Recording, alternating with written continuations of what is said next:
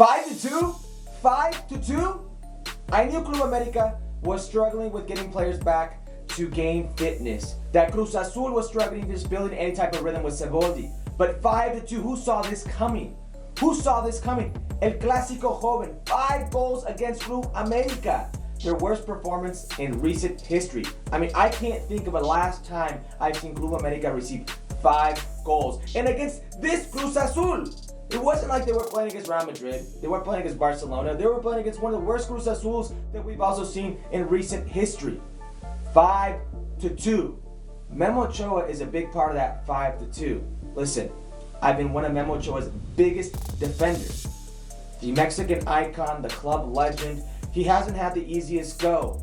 No, not at all. And it hasn't been his fault. But there were a couple goals in this game, if not more, were just squarely on Memo Ochoa.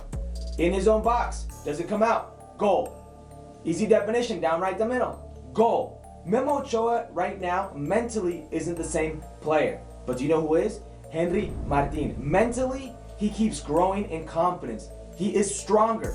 Every time you count him out, every time you sit him on the bench and don't play him, he thinks about that. He comes back stronger. So when he gets his chance and he's playing, whether as a sub or starting, what does he do? He scores goals. Miguel Herrera. That's what he does. Competition's out there, he scores goals. This is who Henry Martin is. He needs to continue this because he's not a big name player, and they're going to keep bringing in these big name players. Now, Roger Martinez was supposed to be a big name player. He does some very good things.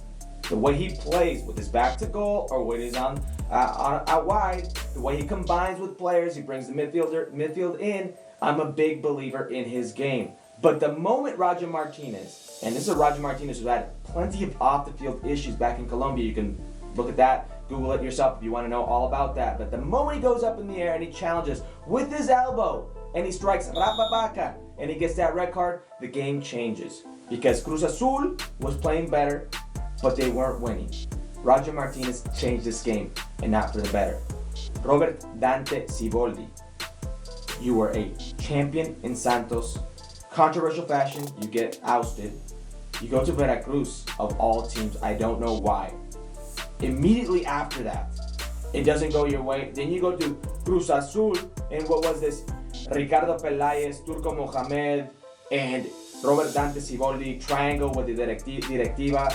And I'm like, what are you doing? Why are you taking this Cruz Azul? They don't play well under you. Until this game! You make him explode with 5 goals. Finally, we're seeing that offensive firepower of Robert Dante Siboldi, that team that he had in Santos.